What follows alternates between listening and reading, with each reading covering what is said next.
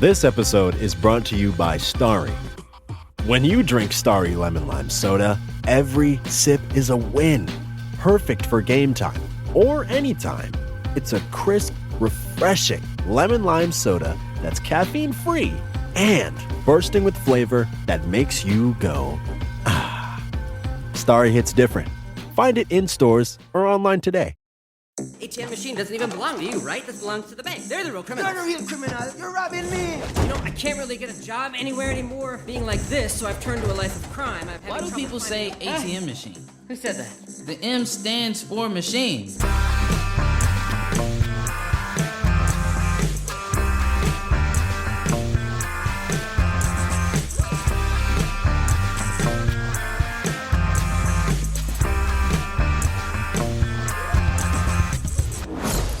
Hello and welcome to Unequal Sequel. My name is Dave and I'm one of the two hosts of this fearless podcast. And I'm Rich. I'm the other host of this fearless podcast. Think of me as Ben Affleck to Dave's Matt Damon. We're both triple threats, but I'm slightly taller. I'll take that. The premise of Unequal Sequel is very simple. We ask our guests their best ever sequel, the worst ever sequel, and finally their dream sequel. And of course, we'll quite often drift off and talk about other things. Sometimes movie related, sometimes just life. And sometimes we do like to drop big, fat spoilers. So if that happens, just press pause, flick forward, go clean your shoes. You know they need cleaning. Come back, get on with it, because on today's episode, we are joined by Kobi Omenaka. Kobi is the king of podcasting. He is the director of Stripped Media, and you'll recognise him from other brilliant podcasts such as The Wire Stripped and Flixwatcher, which me and Dave have both been on as guests. And Highlander is brilliant. We're very excited to sit down with Kobi and chat all things sequels with him. These are Kobi Omenaka's Unequal Sequels. Enjoy.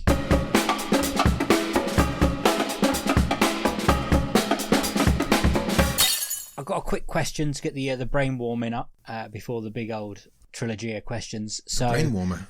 Yeah, a brain warmer. It's a bit of a team builder. Do you remember the sequel you first got excited about when you were younger? Now, so then, I'm trying to work out which came first. So it's either Ghostbusters 2 or Back to the Future 2. And I can't remember quite which one. They were both in that same house I lived in. Brilliant. And both were sequels to films which I loved, although I was terrified of Ghostbusters, but I still loved it as a kid. And I was gutted with Ghostbusters 2 because my brother went to see it for a party, so he saw it before me, and that devastated me. That's annoying. But I think in terms of like pure excitement, it was definitely Back to the Future 2. And that's the first time I remember a film being bigged up in the press and the media. And I remember seeing like TV spots about it, and I remember seeing interviews about it, and I'd never seen that before. Normally my dad or mum would just say, well, let's go and see this film, and like, sure. Sure, I'll turn up, because you're going to drive me there and give me popcorn. But that was the first time I remember saying, and we're going to see this when, Dad? We need to see this, like, as soon as, I just remember seeing, like, on Good Morning TV, on breakfast television, all the different spots, and seeing clips of the film and seeing clips of where the hologram kind of opens its mouth, the holographic shark, of Jaws, 28, whatever it was, open its mouth and like chomping down on Michael J. Fox or Martin McFly. I remember thinking that is the best that we're ever going to see in CGI graphics ever. Amazing. And it was. You were right. You see, you've got that, and then you've got the Flash, and then that one's just better. I think it's better than Ant-Man as well. Yes, it's better than Ant-Man. Had you had watched the first Back to the Future by that point? It was of course. Completely. Okay, of course, that's good. Yeah, like a gajillion times. My parents were quite good, actually. I don't know why. I don't know what their background in film was, but they just used to record a lot of stuff off TV and then show it to us. So one day, my brother and I were just sitting there, and Mum put this cassette, VHS ka-chunk into the VCR. Oh, yeah. And it was Back to the Future, and we were like, this is not a cartoon, Mum, what are we doing? But then when we saw him flying across the room with the guitar, with the small guitar and the massive amp, we're like hooked in. It's like, yes, this is exactly what I love. Yeah, it is. And then he's on the skateboard behind the cars, and that was fun as well. Were you a skateboarder as well? Not at all. Okay. I was like, did you try that outside? We tried it. Look, as a kid of the 80s, the skateboards we had in the UK were those massive tank-sized ones that you got from Argos for like maybe £5. Yeah. But they weighed a ton, and you weighed a ton, and you really couldn't do anything with them. So I was always like angry that I had the skateboard, which I had, and I kind of used it to get around a bit, but I couldn't do any of the things I could see in the TV shows or the films because it was just literally gravity would not allow it to happen. About the same size and weight as an average family hatchback. Exactly, yeah. It's like I saw my friends like surfing on Volvos doing better ollies than I could do. Yeah. So yeah. Amazing. So Back to the Future 2 came along, and you were like you said, you were waiting for that one. Mum and Dad take you to the cinema to see it, or was it? It would definitely been a cinema trip. I can't remember who took me. I can't remember when exactly I saw it. But also, I mean, to skip to the end of that, is the end of that film then tells you, like, within a short period of time, Back to the Future 3 is going to, go out. And then I lost my little tiny mind again. Because I thought, I didn't know how this is possible. I didn't know, aware of this phenomenon that two films from the same series could come out so quickly. Especially as I didn't really know that sequels were a thing. I didn't really understand the concept of it. It was just like a film with the same people in it again. So I was like, well, we have TV shows. A-Team has the same people in every episode. So my head didn't work in that way. And then it's like, this is Back to the Future 2 you're watching now, and it's just finished. And by the way, Back to the Future 3 is going to be in like 6 months' time. Sorry, I'm kind of monologuing a bit here. But this is that time when that's what we want. Even at this age, in that age when like the summers are the longest thing in the entire world, I knew that 6 months wasn't, or however long it wasn't that long to wait. So I was like on tenterhooks straight away. Because we were used to having to wait for like films that come out in America and then they wouldn't come out over here for like 6 months. And you'd be like, if you're lucky, was it 6 months? Yeah, it was like longer. Sometimes longer. Yeah, absolutely. Yeah, I mean now I look at the kind of the release window where films come out everywhere at the same time, and then within a month they're on streaming, and I'm like, this isn't quite right. I want people to suffer. I want people to wait. I want people to wait for their films to come out. But also, I think it's better for cinemas if there is a longer window. That's true. Yeah, that's true. Absolutely. Yeah. Yeah, it's better for cinema, isn't it? Because people end up going to watch a movie kind of... It felt like before, movies would stay in the cinema for so much longer than they do now. Yeah, absolutely. Like you'd get a chance to go and watch a movie later than you do now. Yeah. And the only one that seemed to stick around for a long time was the Mario movie, and I think that's only because my son was so desperate to watch it that it felt like forever before it got onto streaming. But yeah, I think that's the only one that felt like it took a long time. I thought you were talking about the original Mario film with Bob Hoskins. Bob Hoskins one. I was like, I don't remember that being around for long, but nah, might have been. So when it came to the third Back to the Future, are you a fan of that one, or? Yeah, I mean, of course, it's still one of my favourite trilogies ever. I wasn't that big a fan of the cowboy side of things.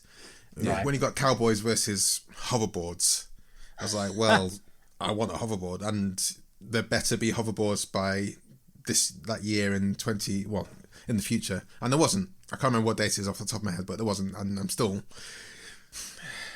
gutted. I carry that with me. Yeah, I'm still waiting for my hoverboard.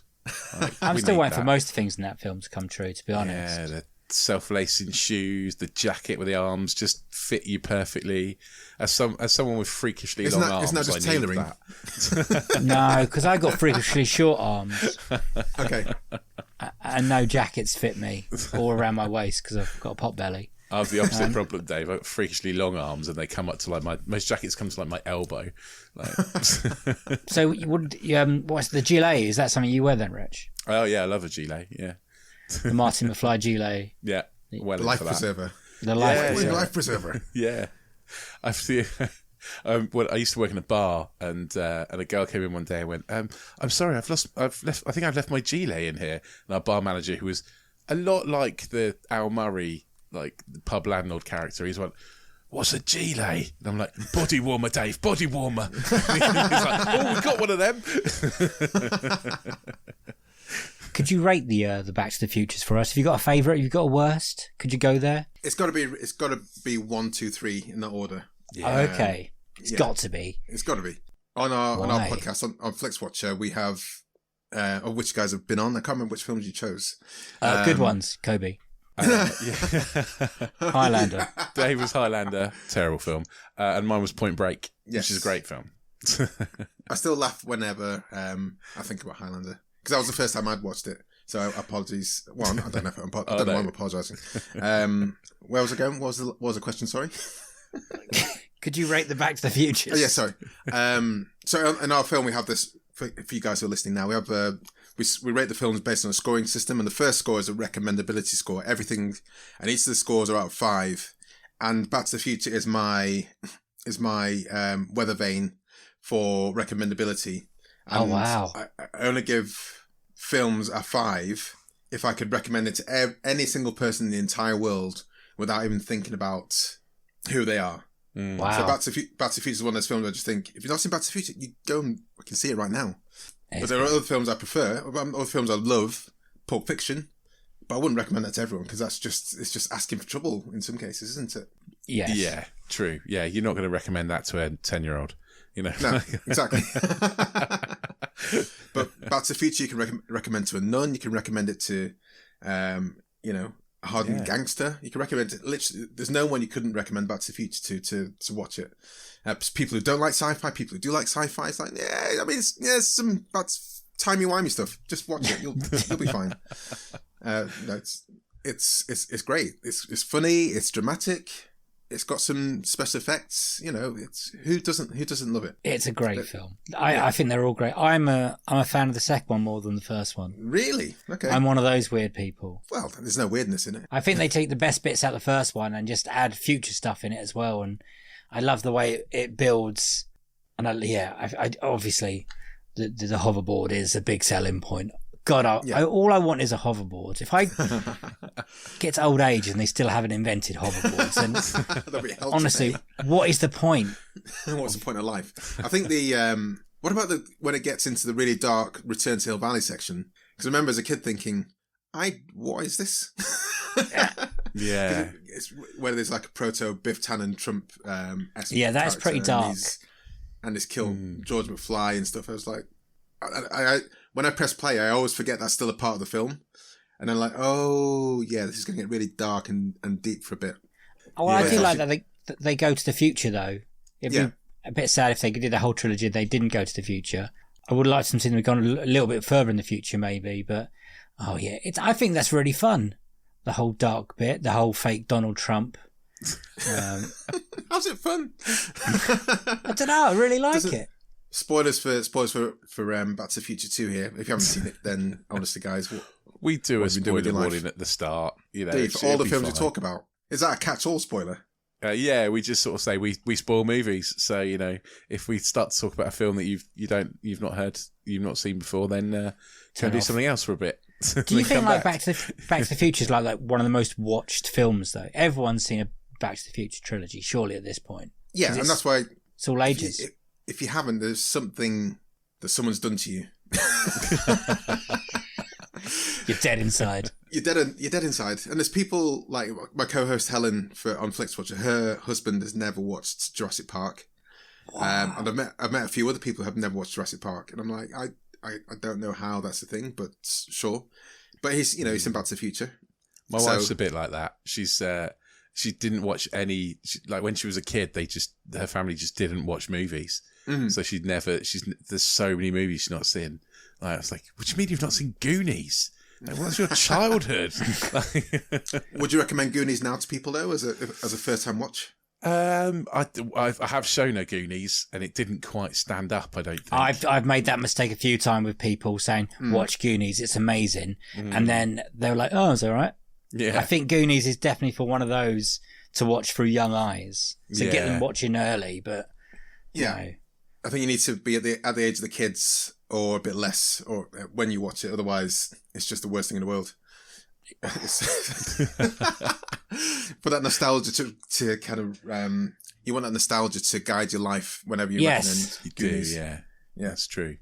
I can't believe Jurassic Park was such a moment. I thought everyone, like Titanic, I thought everyone saw it. See, I've still not seen all of Titanic. Well, you know how it ends. So, well, I think this is part of the problem. I think when it came out, I perhaps didn't like the idea of rom-coms so much. And I was like, well, I know what happens. So I don't get what I'm going to get out of this film. So I've never watched it. That's I fair. hear it's quite That's good. fair enough. And also I didn't like the song. So no. yeah. No, nobody Hot liked the dogs. song. Come on. Nans liked the song. That was about it. Yeah, hot dogs are warm. That's what I remember. I've never heard Titanic described as a rom-com. That's going to live with me. well, I mean, so romance, I guess, not rom-com. Rom tragedy. What about yourself, Rich? How do you rank the Back to the Futures? Oh, I'm 1, 2, 3, just like you. Yeah, I'm on See, that. I'm the weirdo. Yeah, me and Dave have this talk all the time, and he's like, "Back to the Future 2 is the best." I We've try actually and had find someone. people. We've had someone on the podcast pick Back to the Future 2 as their worst sequel, Right. and Dave nearly cried. It had a was little weird. It crisis, was a weird didn't you, mate? episode. Yeah, I did. It can be really visceral. Yeah. It can be really visceral, can't it? When people don't like the film that you like, even though you've had nothing to do with the creation of the film. You've just watched it. You've just sat down and watched it a few times. And if someone doesn't like that same experience, you're like, but why? Especially people you love. Like Yeah. wives and girlfriends, and you sit them down to watch your favourite film, and you're like, okay, please like this. Like, I went for a whole thing showing my wife the Star Wars films and the Lord of the Rings films. And luckily they went down okay. But then I have shown her other films. She's like, yeah, it's all right. So I've realised I don't think we need to do that as a population, as a species. I don't think we need to do that unless your partner or the person you love says, hey, I've just never got round to watching this film. Can you introduce me to it? Or based on a conversation, you kind of allude to the fact she might like it, or that they might like it, or he might like it. But I think just trying to say, because I did this once with Bugsy Malone, and I showed it to someone, and I was like, right, Bugsy Malone is my favourite musical, one of my favourite musicals. You've got to watch it. It's the best thing ever. And you do the thing, you press play, and you're looking at them whilst they're watching the film, and they're not laughing at the same places, or they're not like doing the moves with the song, or they're not doing the thing at the time, or they're not paying attention, or they're asking you questions and they're not paying attention, or whatever, eating popcorn too loud, and you're just thinking on their phones. Yeah, the phone's like, put the phone away. And I was when I reevaluated it, I was like, maybe it's a bit unfair. Bugsy Malone is a film where I enjoyed it as a kid. It's one of those films they pulled out when it was rainy at school, and they put it on, and it's the best thing ever because we got to like watch a film but not be outside in the wet. Yeah, and there's all these kind of feelings around, which made it great for me. But also as a 30-year-old or whatever, when I showed it to them, it's going to make no sense. It's going to be weird. Yeah. So I think I don't know. I have a bit more caution when I show people films when they haven't seen it. Again, Back to the Future's one you could definitely watch. Yes, definitely. Yeah, absolutely. What is your favourite sequel ever? This is going to have a lot of recency bias to it, and that is going to be apparent when I say the name, which is now. It's Spider-Man Beyond the Spider-Verse, which, as we record, is doing gangbusters in the cinema. It's still in the cinema as we record, and hopefully is it will be Across in the cinema. Spider-Verse or Beyond the Spider-Verse? Sorry, It's Across the Spider-Verse. Across the I think. Spider-Verse. I'm really looking forward to the third one. Sorry, guys. I went to the future. I've seen it. And it's Oh, great. I bet it's so good. Yeah, it's the best thing ever. So and it's exciting. in the cinemas in the future. So yeah, sorry, Across the Spider-Verse. I love it so much I can't remember the proper name. So Across the Spider-Verse. It is the 11th of July 2023 as I record this, and it's still in the cinemas. And I think it'll still be there for a while, even though it's up against immensely stiff competition. I just saw Mission Impossible yesterday, teeing up to watch Barbenheimer in a week's time. I'm sure it'll still be showing in a few screens when those. Maybe Barbenheimer probably. will kick it out. Maybe Barbenheimer will kick it out because they just need the screen space. Which don't they? way are you going to watch? Which way round are you going to watch Barbie and Oppenheimer? Are you going to the proper way that doesn't make you want to blow your brains out at the end, which would be Oppenheimer Barbie. That's my plan. Yeah. Yeah. And then Spider-Verse if it's still in cinema. Yeah, probably triple head. I'm already taking a day off work, so if I can get another screening in, I will do that. Maybe 3 films in one day. Why not? Incredible. That's a great shout. So normally we're like, when did you first see this? So this is a very recent watch. So is. what made this top all the other sequels? Again, it's a recency bias. It was the coming out of the first one. just purely ecstatic. Like, it was like the best, still one of the best cinematic experiences of my life. I watched it 3 times at least, the first one, in the cinema. And when I knew there's a second one coming out, just the stills of it alone made me I already knew I was in love with this film when the stills images came out from it. And it didn't disappoint from the first few beats of Gwen Stacy's drum through till, I mean, there's a slight bit where it's like, it's not quite 100% of film, or we know a second part's coming. And at first I was a bit disappointed by that, but also the anticipation of the next one is really kind of fueling my kind of, the fact that it's keeping in my head to such, living rent free, as youth say, in my head so much. I'm really excited for what's going to happen next. I'm really excited for where they left it as a film, and I think it's got the potential to be the world's best trilogy ever. You could be right. Yeah. I've already instructed Chris Hewitt, who I know has been on this podcast. Yes.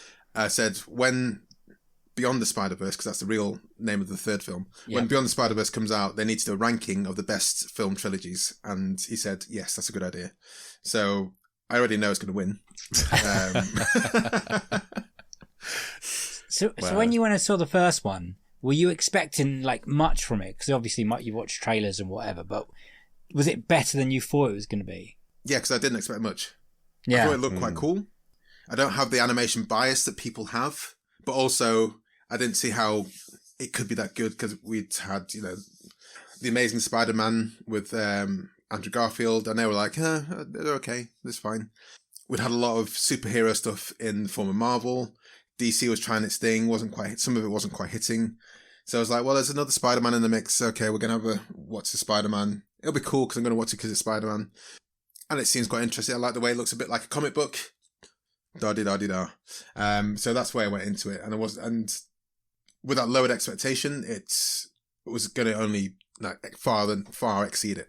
Yeah. And it absolutely smashed it out of the park. And I think that's why I like the second one a lot, because even with the heightened expectation, it still smashed it out of the park.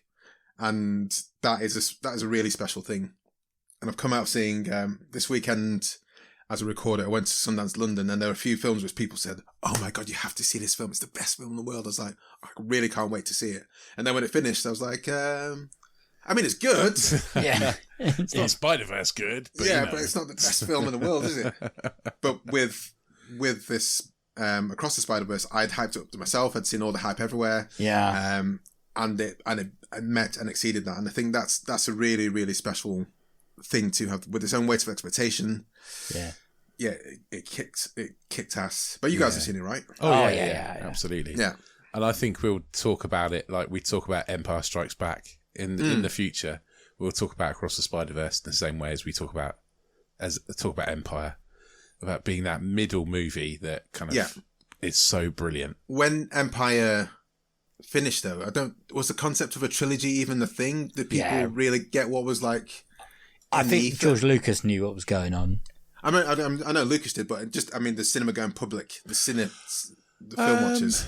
Probably not. It wasn't common, was it? I mean, you'd had the 3 Godfathers by then, I think. No. The third Godfather came out well later, but maybe Godfather 2 had been out by then. Okay. Yeah, Godfather Part 3 took ages.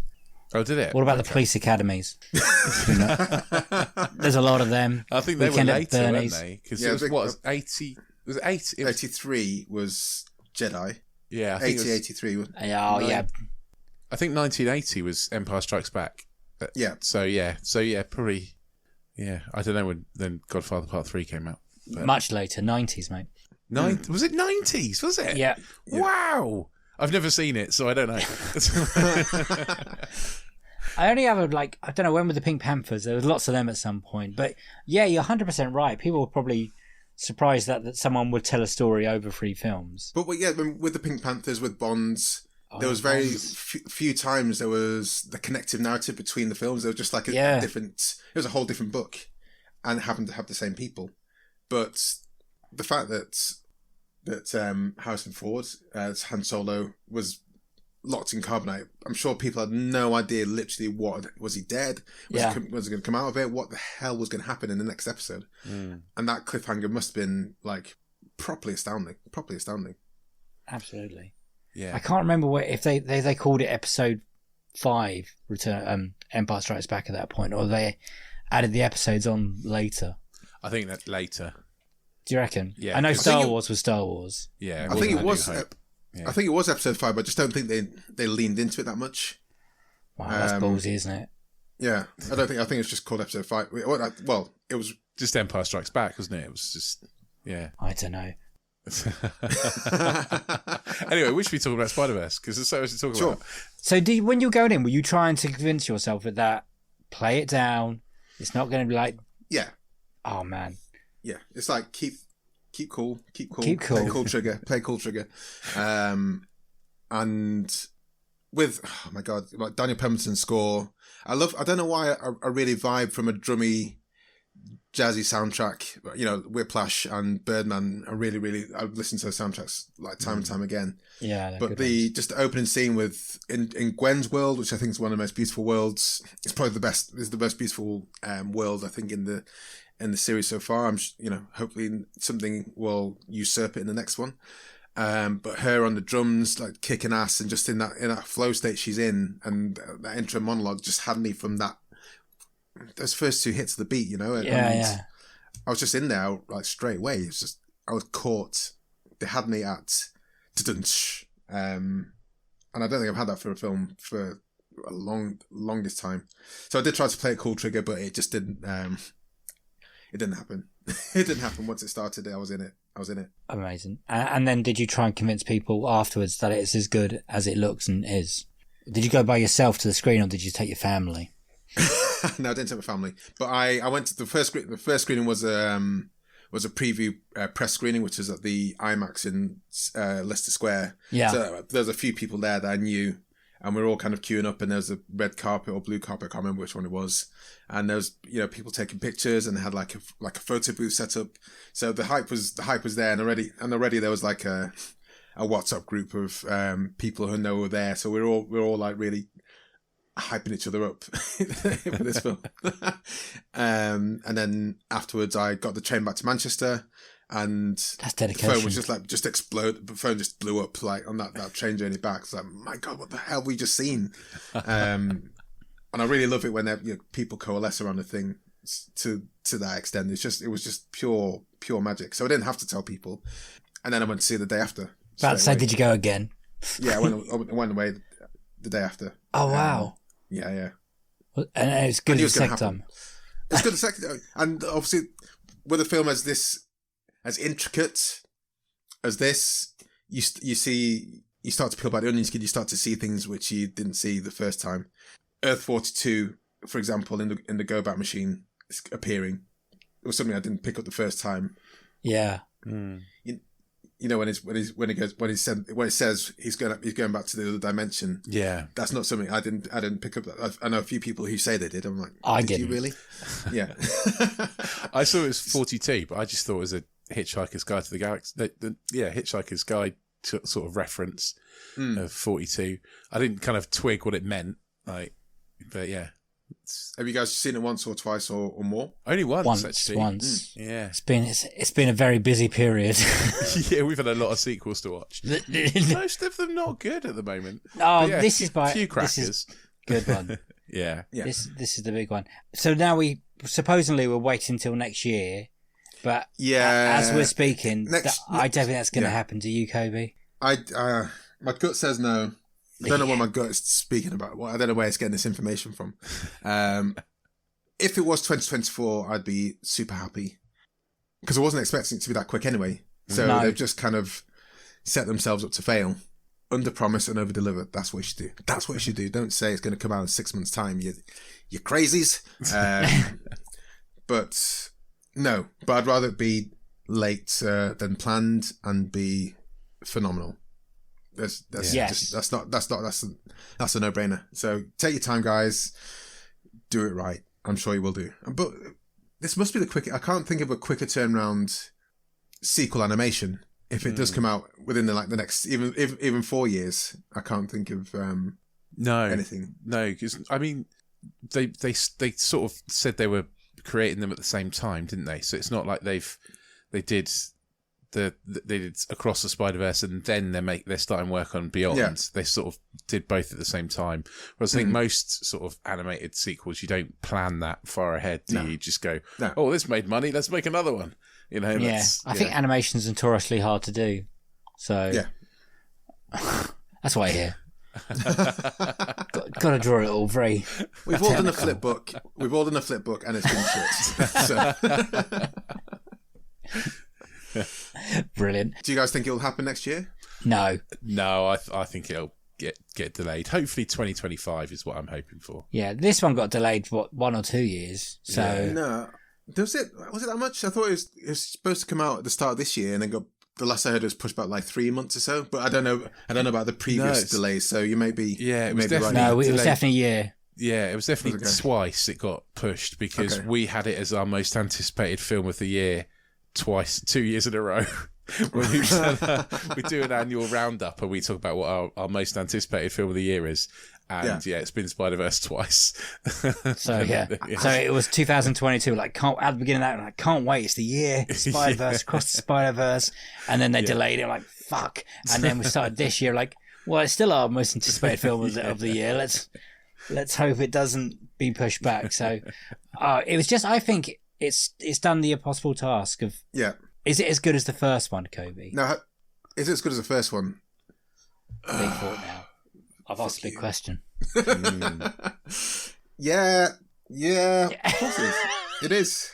I don't want to say which is better so far, but I think it's as good as the first one. You sure? It just introduces so much more. Opens up the. I was going to say opens up the universe, but opens up the universes. Yeah. Really, and delivers in the feels, delivers in the comedy, delivers in the action, and leaves us wanting more. Yeah. Leaves me wanting more. Oh, so much. Yeah, I feel it's got to be close if it's not equal to the first one. Yeah, I'd say so. I can't remember what we said, Rich. I think we said it was as good as the first one.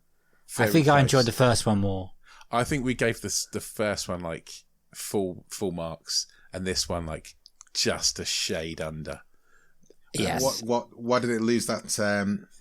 I mean, that nuance? For the most petty reason possible. Essentially, I thought that it looks so great.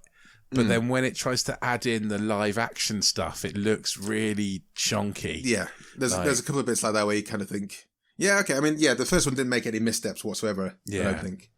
Whereas this one, even with Donald Glover, I thought, oh, that's quite interesting, and I get why they've done it, but also, really? Yeah, it just looks a bit weird, doesn't it? Like, like a few pictures of Uncle Ben from different Spider-Verses and stuff, and I was just like, oh, that just grates a little bit, but that is being very picky. It is. Do you have a favourite bit? There's so many. Well, that's good. There's just so many. I really love the fact this is longer gives you more time to develop the characters. So a lot of my favourite parts are the character beats. So when Gwen and Miles are like reacquainting themselves with each other as they're swinging through the city, like that's such a beautiful scene. I love that whole, like I say, getting to know where, what's the word? Reacquainting is the word. Yeah. I said it before. I was trying to look for another word, but I said it already. That's a good one. The whole sequence where they're swinging through the city and they're just catching up with each other, and Miles, he's been besotted with this character for a while, and suddenly she's here and he's like happy as a pig in shit again. And also I love the family beats as well, where Miles is with his parents. I love the family the stuff. party. Yeah. So it's really interesting that even though all this amazing Spider-Verse stuff is happening, the character beats are what give you the foundation for this and allows the other stuff to happen. So it makes you care about these people. Yeah. And they do that so well. There's so much great interaction between Miles and his mother, particularly Rio. And in the first film, you had a few nice interactions between Miles and his father. Yeah. And that really helps balance the film in a beautiful way. Yeah. But yeah, so I think I don't know, it's understated, but those I really dig those. That's sort of the criticisms I've seen in this film is that it's too long. But I think actually, if it wasn't this long, you don't get those beautiful bits No. of Miles with his mum. They're the bits that you lose. They're the bits that get cut. And I'm so glad it is this long, because you would miss out on that character development that you really need, and makes this such a good movie. So yeah, I think that's it. It needs to be this length. It needs to be longer. You know, I think they do a wonderful job with Spot, because at the beginning you think he's going to be like just a minor character. Another villain of the week. Yeah. And then by the end of it, you think, oh fuck, he's the big bad. He's the big problem. I think they played that really nicely. I do enjoy the Spider-Verse bit when it just goes nuts. I think that's so much fun. I think there's so much there for everyone. Yeah. And like the animation. Those sequences alone require you to watch the film again. Yes. And I've watched so many YouTube breakdowns and people talking about it on YouTube already, about which spider people are where and blah blah blah. But my God, yeah. Who's your favourite character that's not Miles Morales? And Gwen and Peter B. Parker. I like Peter B. Parker. I'm not going to have Peter B. Parker because he was in the first film. He's for the new characters. Yeah, I like Spider-Punk. I like Cut Spider India. Kobi, I thought he was fun. Oh wait, hold on.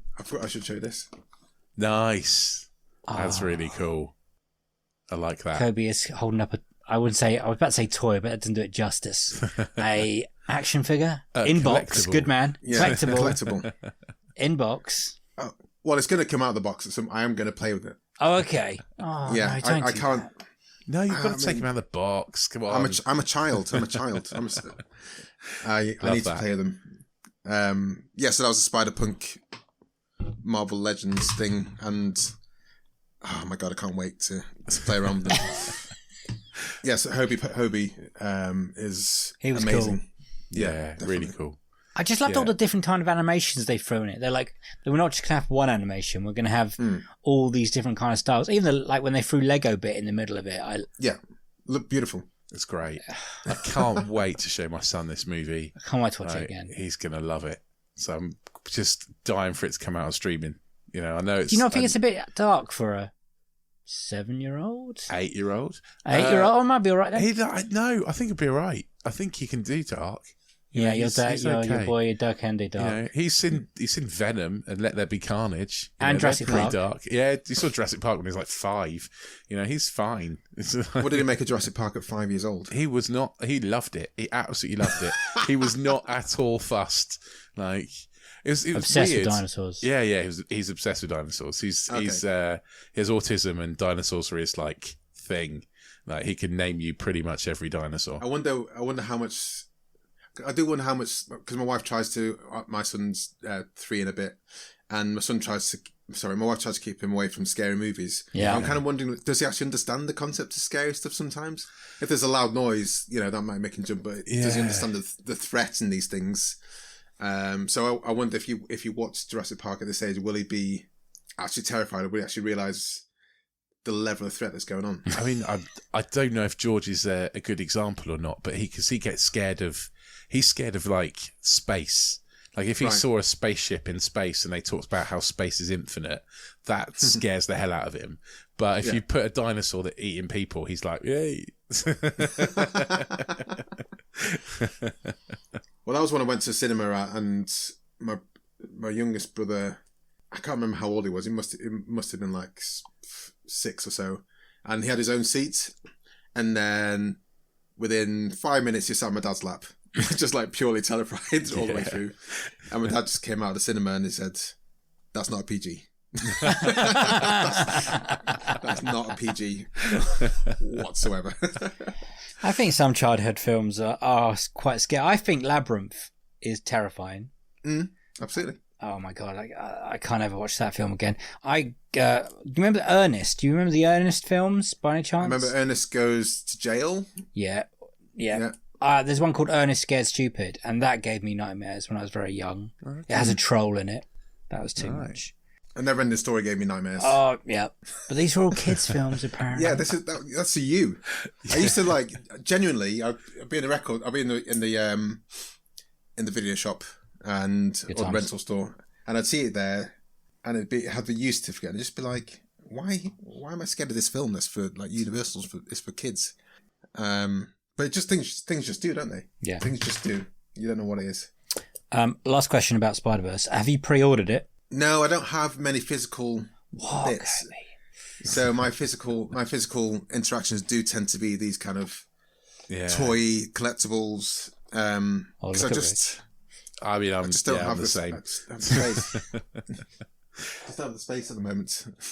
Yeah. To make the most of it, and also because my kid's so young, he will destroy things. So when he's maybe when he's in that stage, he hasn't destroyed. Once they're all the trilogies out, you can get a box set. That's what I'm going to do. Yeah, I don't know if I'll do that. I know the theory. I know I'd want to do that, but also I feel it's going to be a film that's going to be really accessible for the longest time, at least until I'm dead. You never know; they might delete it. They might. If they delete it, at which point I will 100% buy it. Can't delete it from in here. It's in the head. They can't get rid of it from there. Yeah. I've bought, but the amount of time I don't know.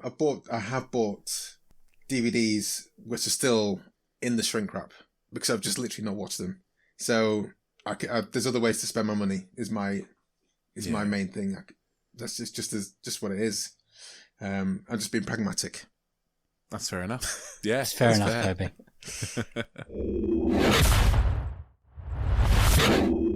Do you remember the most disappointing sequel you've ever seen? So it's not your worst. It doesn't even have to be a bad film. But imagine if you went into Spider-Verse and it was it was disappointing. Can you name a sequel that disappointed you? Well, it's kind of my worst one. Is it? Yeah. Wrapped up in one. We can We go can do on that. We can go straight in. We can go straight in. Yeah, Let's wrap these two. So this is your worst and most disappointing sequel wrapped up into one. What is it's it? one big bunch. It's Matrix Reloaded. And you are correct. You win. Ding ding. And this should be the example we use for this question forever. Right. So I'm guessing you're a big Matrix fan. Yeah, and it's one of those things that gutted me that I didn't see it in the cinema. Right. It was back at a time where I wouldn't have seen all the films all the time due to money or just other interests. So I chose to watch. I don't know why. I don't know why it was a choice, but I don't think it was on my radar so much. The first Matrix film, and the other big film out that summer was Phantom Menace. So I was just like, well, Phantom Menace didn't get me in the feels. I was aware the Matrix was coming out. I wasn't so interested in the Keanu Reeves movie at the time. The bullet time looked quite cool, but I just thought it possibly will be shit. And then everyone's talking about it. And then I saw it on DVD and I was like kicking myself all around town from then until still now that I haven't seen it in the cinema. Yeah. So when Reloaded was announced, and then also the fact that Revolutions was going to come out within 6 months, the level of excitement was like, it just started and it built and built and built. And I went to the cinema with my mates from university. I took them all there, made them come on the first day. And it just wasn't what I wanted from anything ever in my life. In so many different ways. There's so many different failings to it, in my point of view. It's the prime example of filmmakers going, you know all the bits that everyone loves from the first one. Should we put none of them in the second one? like Everything that gave us joy. Yeah, we're gonna not use them at all. Everyone loved. Just none of it. You know, that's fine, and we'll make it weird and pointless. Make it weird and stodgy. Yeah, and confusing. I would say. Yeah. Oh. Yeah, that architect scene still at the end. I don't get it. Still don't understand why. Because the first one was concise. It had out there themes, but it made sense and it got to the point quickly. And yes, that's it. That's a failing with a lot of these sequels or franchises. They feel the need to expand the universe in a way that, or just the series in a way that puts theory into it, which doesn't make it interesting. Yeah. And I'm looking at Phantom Menace here. I still don't know why we spent so much time with the trade association councils. People point that similar lens at John Wick, but that's very hand wavy for me. I can get over that because I think the action's purely astonishing in that. but there is like propensity in these places, in a lot of places, to over-explain for reasons which aren't needed. This is the Matrix. We want to see cool action. We want to see good versus bad in whatever form it takes, and we want to see cool imagery on the scene. And I don't think we had any of that. And I think there was so many things hyped up about it, like the car chase, which I thought was rubbish. Oh wow, really? That's the one thing I hang on to on that movie. It's the only good bit. I don't know how the first film managed to hold up in terms of how the special effects work, but with this, it just looked ropey. It just looked really, really ropey all the way through. The car chase scene on the highway wasn't the worst offender of it, but I just don't think it works. I think my favorite scene is where the was it the Maravigians? I can't remember what they're called. In the hallway in the hotel lobby scene. I think that's the best fight scene. But even that's got weird problems which don't really make sense and don't take advantage of the fact that now Neo is like Superman on steroids. Yeah. A lot of it just doesn't tie together from what we'd learned from the first film. And I guess the Wachowskis didn't know that they were going to get a second or third or now fourth film. So they put everything into that. And I think they would have delayed a lot of the stuff we see at the end of the first film if they'd have known it was going to be an extending story. Yeah. And that poses problems for them. I think the weird thing for me about all the sequels to The Matrix is that the Matrix exists at this point. Yeah. And the things that are trying to fight Neo aren't, it's a computer program. Mm-hmm. Why are they shooting at each other? Why do they need guns?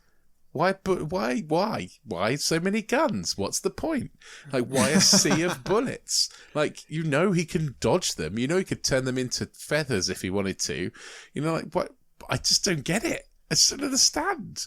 Well, this is because the action in it isn't as good that you're thinking about it too much. Yeah, it's just taking out the film because they're going into theory and philosophy and the architects saying quid pro quo or ergo sum. Yeah. It's allowing your brain to think.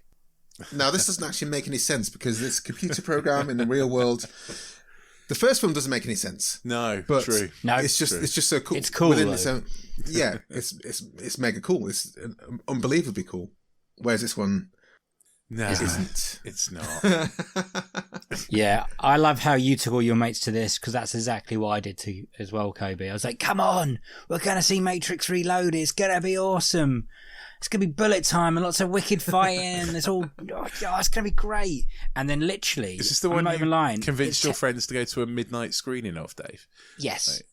Yeah, they came out like 2:30 in the morning and weren't happy at all. Because it's like after the first 10 minutes, you're in trouble. I think as soon as the dance sequence happens in the caves. Yeah. Oh, the rave. Yeah, okay. You call it yeah.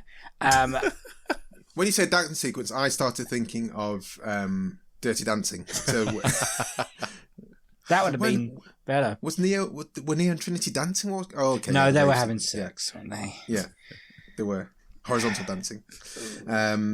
Yeah, carry on. Sorry. That's just had an imagery then. I just think we were with our mates, think it's going to be a really cool, fun film. And it wasn't. And I think this is my most disappointing sequel. It's not my worst sequel ever, but I don't think I've ever gone in and I've built into the hype train so much for Matrix Reloaded. I went and bought the computer game Enter the Matrix for, I think it was the PlayStation 2 at the time.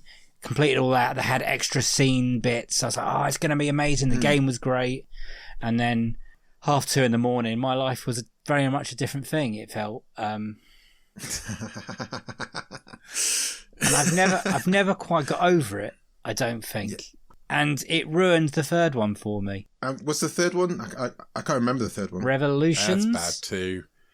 Yeah. Yeah. I know. See, it did damage there. Yeah. And then what's the fourth one? Resuscitated, resurrected, resurrections. Yeah. Like something like that. It's awful too. I thought the fourth one was best because it tried to have a simpler story, but then also it was worse because the fights were poor in comparison. You want good fights from a Matrix film, and then weren't good fights in the fourth one. No, and all the good bits were in the trailer, which is annoying. And yeah, the trailer also tells you what's going to happen. Like, it's just. I think the first one, the practical effects, like the bullet time's all done in camera. Yeah. And then after that, they've just left that alone. I think because it got mocked to death quite quickly in scary movies and the Max Paynes and whatever. And then the whole... Shrek. Oh, Shrek, even Shrek. Yeah. Fucking hell. Was it Shrek 2? What is it? A Shrek. Yeah, A Shrek. One of them. I think the first one. And then they tried the multiple Smiths in that multiple Smiths fight. Oh, that is the worst. That's the worst bit. worst. That was going to be one of my questions. What was the worst bit?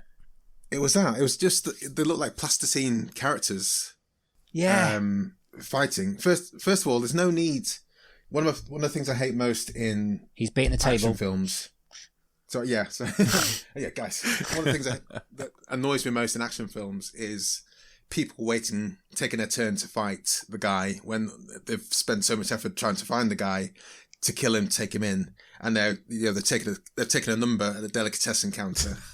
Here we have a scene with 100 plasticine Smiths, and they're taking in turns to fight Neo, who could probably destroy them anyway because he's the one he's a supercharged Superman. So they've got 100 Smiths taking turns. It looks rubbish. Every single Smith looks like the worst plasticine character. At some points, Neo looks like he's the worst version of any CGI character ever made, up until The Flash happened. You really hate the Flash. I really hate the Flash CGI. I just think some parts of that Flash were astounding. Yeah. Some parts of the Flash where it was Flash on Flash, Barry versus Barry chatting, was seamless and looked amazing, absolutely amazing. I could not tell apart, but some in the cyberball or whatever they called it, it just really took me out of the game. It really made me question life. And then, but that's the same kind of level of CGI we have in the Matrix. Yeah. Where there's all of the Smiths together, and that was in 2002. Yeah, exactly. That was quite a distance between those two films. Yeah, is that your worst scenes as well? I don't know. I didn't want to. Yeah, it's my worst. Yes. Because again, That surely in the end. Neo could just click his fingers and Thanos them all. Like, Yeah. What's the point? What's the point? And then he flies away anyway. Yeah. Just can't be bothered anymore. Fucks off into the distance. So at the end, you finished that film, and was it hate straight away, or did you sit in your chair for a while, brewing? It's kind of just a crestfallen. Their apologies to people I took there. I was like, guys, Monica Bellucci's in it, which is nice. Nice, yeah. She's good. I like her. She's one of my favourites. And also, it's just so much of the missed opportunity. Like those twin guys with the dreadlocks. I thought that was a really cool concept. I think they should have featured more in the film. They should have been the people that Neo fought properly as the big fight. Not all the Agent Smiths who we've seen him destroy already. Yeah. But these guys are turned to vapor, and these guys I can see them being a proper they're ghosts. proper threat. That's what I found out the other day. Are they? Is that what they were? Apparently, How? Going back to Richard's theory of these are computer programs. What? Because there's these werewolf people as well that are around, and Merovingian is vampire or something. This sequel is now the third one, I think, that has been someone's picked for best sequel, and then someone's picked for worst sequel. So we've had. Who's picked it for the best sequel? Al Horner of Script Apart. Al. If you listen to this, you're never allowed back on Flixwatcher ever again. But you should listen to him. He convinced me, Kobe, for half an hour after the episode. I was like, yeah, it's great. And then I realised, me. hated it. Absolutely hate it. But everything I argued, he was like, well, I'll take your point and I'll flip it on you. And he described it perfectly. And I was really confused by the end of it, of everything. But it is. It's bad. I think there are people in the same way. There's lots of people who do love the prequel trilogy a lot more than it was initially praised. I'm genuinely fine. If you like a thing, I love you to like it. I don't let my thoughts on it cloud you. If you like a thing, please do enjoy it to the wholeness of your heart. Yes. It has been reevaluated and more people are coming to it, but also I just find it tedious and boring, and there's interesting bits to it. Maybe it's not it's not the worst sequel in the entire world, but it's just based on the initial premise of what it could have been. And this ties in with probably why Across the Spider-Verse is my favourite sequel. It's because it more than lived up to the weight of that expectation. Whereas this one, it had all the potential, and it just kind of squandered it. Yeah, I guess. And I think with Revelations, because they filmed them back to back, they probably couldn't take on board the feedback. So they just had to. I would have thought they just had to. Well, we've got to release it now because we've done all the stuff. Yeah. I think you're right, and yeah, it just kind of. I just can't. I can't get the words out to say what I'm going to say. It might not be the worst sequel ever made, but it is definitely the most disappointing. It's the one that I think comes up as most disappointing most often. It's the example, yeah. Yeah, I mean, it's probably not my most disappointing or my worst, but I absolutely understand why people pick it, because it feels like such a drop. But there are also a strange amount of people that absolutely love this movie. Like, they're weirdos. On rating sites and stuff, it gets a decent rating. I don't understand, but maybe that's the whole beauty of this podcast, isn't it? Is that someone's best is someone's worst, and it's just a great thing about life, isn't it? And the thing that people take against in a film might be the thing that someone just doesn't notice and goes, well, it doesn't bother me.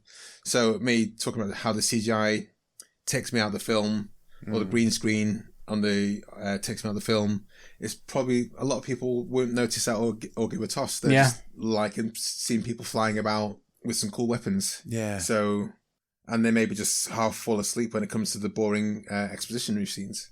Yeah, and I need a story. I want to sit in the dark and have someone tell me a story. I want to be 5 years old and have my dad read me a bedtime story again. That's what I want from a movie. I don't like. You're right. The CGI is distracting, not entertaining. It takes away from it, not adds to it. And we said this so many times about Marvel movies and all sorts of things, that the CGI detracts from the movie, not adds to it. And it'd be so much better if it didn't have it. And I think that's the same thing with this movie, is that all that stuff just takes away from what it is they're trying to do, they're trying to say. Was it Reloaded where he fights that guy on the table? Neo fights the guy on the table. And it's just a quick, short fight. I think that guy was supposed to be Jet Li, but for some reason Jet Li didn't want to do it. Couldn't do it. I just realised that's actually my favourite scene in it. That's a good scene. It's just like in camera, no messing about. These guys are just trained for this one sequence. And it's short, but I just think it rings a lot more true than other action sequences in it. I get that. Is there ever been like a franchise or a sequel that you didn't like, but then eventually you came round to it by the second or the third one? Or the fifth one. Or the fifth one, or the sixth one? Yeah, Police Academy 7, that's the best one. It's my example. Is it? No. No. You can like franchise films, Marvels or Bonds. I mean, Marvel didn't really get going until Iron Man, I guess. So that's an example there. Well, for me, it didn't get going to Iron Man, and then got better, and then got worse and got better with the films wax and wane. So, I mean, that's an easy example. But I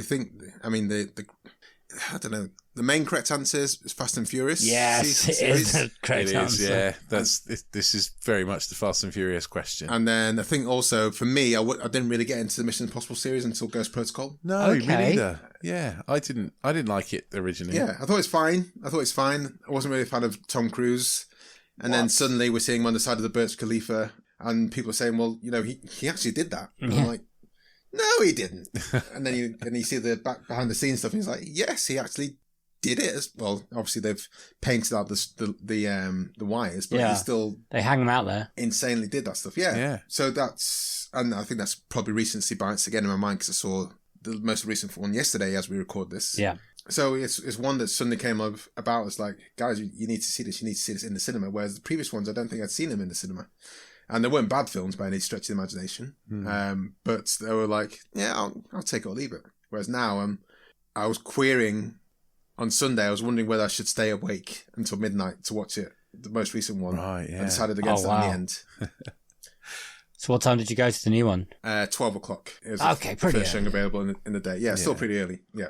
Yeah, I think I was very similar. I did see the first one in the cinema, and then I remember really not liking it and kind of coming away and thinking I just didn't enjoy it. I didn't like anything about it, and never watched any others until Dave made me watch them all for this podcast, essentially. Sure. And We did a ranking. Kind of appreciated 1 again. I think it's better than I thought it was. 2 is bad. and then you're right, it kind of starts slowly coming back until what we have now, which is basically Tom Cruise goes, I thought of this way where I'm going to try and kill myself. Do you want to make a movie around it? And McHugh is like, yes. Yeah, Yes. we will. I will record that. There will be cameras there, Tom. So you didn't see the Philip Seymour Hoffman one, the third one, which has still got the best bad guy in it. I would have seen it retrospectively. I think I probably heard about the buzz around Ghost Protocol And then you went back. and would have thought, like, hey, let's go back and watch these again before going into Ghost Protocol. Yeah. So, yeah, definitely. I can't really remember much about it. I've seen it at least a couple of times. And I think the trap, I don't know if it's a trap, but the way they've set themselves up for the films since Ghost Protocol onwards is that there needs to be like an insane action sequence or two that really underpins the film. And I don't remember MI3 having that. He does a I lot think of... it's got more cool character beats in it. He but I don't he think does it's- swing off some big buildings in Shanghai. That's what he does in the Yeah. third one. The He thing swings with the third one, like a pendulum. Is right. It's Philip Seymour Hoffman because he plays it so well. He's He the best is bad not- guy in the whole series. You know he's not a baddie who's going to kill you. He's a baddie who's going to make you watch him kill everyone you love and then let you live. You know, that's the baddie he is. Yeah. He's awful and brilliant. I think if he was still alive, he would have come back as a bad guy. Did they kill him at the end of that? I can't remember if they killed him at the end of I think 3. they do, yeah. I Oh, think they kill him bugger. off. But out of 4, 5, what are we at now? 8? 7? 7, isn't it? So let's ignore the new one because we haven't watched it yet. But out of Ghost Protocol, Rogue Nation, and Fallout, which one's your favourite? Yeah. Do they get better for you? Or is... They get up to a level and stay the same. So I think I'm going Ghost Protocol because I just thought that was the big step change and this is what we can expect now, guys. Yeah. Strap in because it's not going to go... We're going to have this every single time. Are we going to miss those films when he stops making them? Those big budget, like... Because no one else does what Tom Cruise does, is there? No, he's singular in that, isn't he? I can't think anyone else who would even consider doing that. No. Because he can fly planes, he can fly he learns to fly helicopters. He is learning how to base jump. No one else in the world as an actor. You'd have to be a base jumper first and then turn to acting. Crazy, isn't it? I can't see anyone else doing it the other way around because why would you? And now he's going into space, apparently. Is he? For one of his future films, once they're allowed, he's going to go and film a film in space. Look, guys, rich people, we've seen what's happened with this submersible submarine thing. Don't be stupid. Just let's not play around anymore. These things are serious. That is true. You don't need to go into space. Just stay alive. And I know I'm not the biggest fan of CGI, and in the most recent Mission Impossible there's a bit of CGI which I'm not so happy about. Oh, okay. But rather you be alive than go into space, you know? Absolutely. Yeah. What is your dream sequel? So I had a couple that I suggested to you. One was, or did I come up with other ones? So one was Grease 3. Oh, yeah. And one was the Raid 3. The Raid 3, yeah. We can lightly touch on Grease. Yeah. Have you seen Grease 2? I've seen Grease 2, yeah. It's awful. And it's not. It's really not. Oh, Richie's one of those people. I don't like the first one either, so I'm one of those people. Crying out loud, what's going on here, people? What's going on here, guys? I think this is where the nostalgia pit comes in, and I haven't seen it since I was a kid. Oh, okay. But I remember Keep that. But I remember it being keep it that way. But I remember just being enchanted by Michelle Pfeiffer. Oh, she's. I remember the song. Yeah. I remember the songs being like quite racy. At the time, I was like, what? There's a guy, because it's probably, it is likely he's forcing himself on this lady in a bunker. Yes, he is. And there's a song about reproduction. Yeah. Which I was like, That's good. yeah, you're saying this, that's good. You're saying these things, and I thought that motorbikes were cooler than cars. So there were these pieces where I thought, hey, this can't be that bad. I don't know. So I quite liked it. So if there was an appetite for Grease 3, I know the Pink Ladies TV show has come and gone And deleted. yeah, and deleted. Like, we never did that. Crazy. X, yeah. Command control delete, Yeah. whatever you do to just erase all the files and kill everyone involved. But if there's a market for Grease 3, I'd be interested to watch it, definitely. We've had Dave and Kathy from the Cinema, brilliant Dave and Kathy, and they originally told us Grease 2 was their best sequel. Then they rewatched it themselves. Then they came back and said, this is our worst sequel now. Oh, wow. Yeah, that happens, yeah. It was quite the ride. But you also picked the Raid 2, and you want a Raid 3. Yeah. And only recently have I maybe made Rich watch the Raid and Raid 2. Yeah, so I've seen them. I've only seen the Raid and the Raid 2 in the last couple of months. Wow. So it's the Raid a couple of months ago, and the Raid 2 like this week. Okay. So yeah, that's my first. What did you think? I don't think I've ever seen a movie where I've gone, oh, quite so much as the Raid 2. What about any of the Jackasses? Well, that's more laughter. Yeah, that's more laughing, to be honest. Yeah, no, I think I some of the stuff is brutal in this movie, like, yeah. and actually, I'm not really a massive kind of action movie guy. Like, I like a story rather than action, but it's almost like dancing, the action in these movies. It's like, well, it's so well done, isn't it? It's really well put together. And this one has a bit more story than the first one. You know, kind of Raid 2. Yeah, Raid 2 has a bit more story than the first one. I think I prefer it, to be honest. I think I prefer 2 to 1. 2 is epic. Okay. Yeah, I think so. I'm interested to hear what your ideas for a third one are, though. Oh, do I have ideas? You don't have to, but Don't have to. Point. some people do, some people don't. Yeah. Some of the sequences are astonishing. Like there's a car chase sequence where the camera panning in and out of the car, and it's purely like there is some there's some behind the scenes for that, and you're still like astonished as to how they do it. But I think it's a bit longer. I think it's a bit too long compared to the first one. I think it's another hour. The story kind of gets in the way. Whereas what I loved about the Raid was like, we need to get up there, go, and you're like, sure, we'll get up there and we'll fight everyone that's in the way because they're stopping us to get up there. And also for a similar reason, another dream sequel. See, I'm just throwing. Keep going. Dream sequels actually is Dread. I think there should be a Dread. I'm surprised there's no Dread sequel. The Raid and Dread came out at a similar kind of time, and they both coexist happily in the same place. And do you think they hampered each other though? No. Well, I don't know.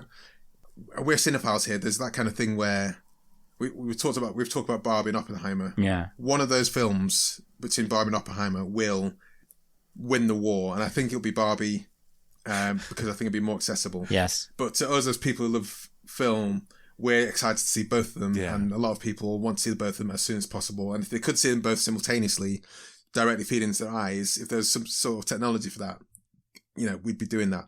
But for the vast majority of people, they don't. They just watch. They'll watch one thing because it's a thing they can watch to kind of pass the time for a bit. Yeah. So I don't think the Raid got in the way of Dread. I don't think many people know the Raid. To be honest, I just don't think that many people know it. Yeah. Did you see it in the cinema? Or I didn't know. I saw it on DVD. I saw Raid 2 in cinema. Oh, really? Oh, amazing! Yeah. I didn't get to see either of them in the cinema, and I'm gutted. And they work fantastically on small screen as well. But I would have gone. This is what I would have loved, is just to go to the cinema. Know I've got a few hours to kill. Someone suggests the Raid. Well, yeah, I'll go and watch it. Know nothing about it. Yeah. And be absolutely enthralled by it. and come out and sing its praises. That's the way I would have liked to experience that. I like in contrast to your kind of Matrix comments is that nobody stands back in these fight scenes either. There's no one after the other fighting. They all go at him at once. Like they're either going at him. They're all on him all on each other at the same time, or they're on the way to be on each other at the same time. And they're not going to run there and then stop like a non-playable character. Yeah, they're trying to get the blows in. The baseball Batman and Hammer Girl thing was like, I love those. Such a good fight. It really is. Yeah, it's like ball, please. Don't give her the ball. Why would you do that? That's an hour and a half into that movie until those characters pop up. I think it's just extraordinary. I remember seeing The Raid the first time on Netflix and subtitles weren't working, and that didn't stop my enjoyment whatsoever, because I kind of knew what was going on. Like, oh, they've been locked in this building and they have to try and get out of the building. And then it was just carnage. And then when I heard about the second one, I was like, oh, how are they going to do a sequel to that? And then they've opened it up to this, like, I don't know, this gangster film, like 2.5 hour epic, which just keeps going and it just keeps giving. It does. I feel I felt fatigued in some of the fight sequences in 2. There's that one in the prison, was it? Or the army camp? Yeah, in the mud. In the prison, mud, yeah. And it's astonishing, but it just kept I feel sometimes you need just a break to decompress, recompress, and then get on to the next one. I think that's one thing that I think John Wick 4 did really well. I think some of the scenes some of them were quite long, but then each fight sequence was very different to the preceding one. True, yeah. And that's maybe, a change as good as the rest worked in John Wick 4, I think, for me. Whereas I think in The Raid 2, I think it just suffered from them being a bit long and the sequences not being too distinct from each other, apart from maybe the setting. So what would you like to see in a Raid 3? What's your kind of... Not Godfather Part 3. A return to a bit more simplicity, a return to a tighter runtime, and it's like, guys, just have at it. Just get in there. I am amazed there hasn't been one, to be honest. There's been rumours to come back, maybe as the leader of a squad or something this time, or it's got to be him, sure. Leading a squad to a MacGuffin squad. MacGuffin squad. They've got to get somewhere because reasons, and then start fighting. Yeah, they're escorting a prisoner or something. Yeah. Exactly. It just doesn't matter. Like a Mad Max Fury Road kind of thing, but with I think that'd be a lot of fun. You've got to go over there, maybe set some part of it in a plane. I don't think I've ever seen a really big fight like that on a plane.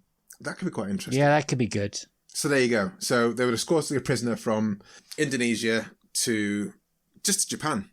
Perfect. It doesn't have to be a long flight. Yeah. And it's there at the back of the plane, and they need to get to the front. I don't think there's enough people to kill on a plane. You never know. It could be a big plane. Make it 747. Yeah, why not? You're right. Or what's bigger than 747? So essentially, what we're looking at is The Raid meets Con Air. That's what's next to the plane. And keep Gareth Evans, right? The crazy Welshman. Absolutely. Yes, absolutely. And I think, I think that will work. I would quite happily sit through another one of these, or 2 of these. And it still quite annoys me that there hasn't been a third one. He keeps talking it up a little bit, and then apparently he moved from Indonesia back to Wales, and that put that to sleep for a while. And he doesn't want to do action. Devastated. Well, he's got his next film coming out, and he did. Obviously, Gangs of London season 1 at least I thought was astonishing. Yeah, it was really good. So I'm glad Gareth's still out there doing films. I wanted to do more action films of the ilk. I didn't see the Netflix one he did. Apostle. But Apostle. Yeah, I haven't seen that one. No, I haven't seen that either. No, but I'm glad he's out there making more films and TV series as well, because he's a very talented chap.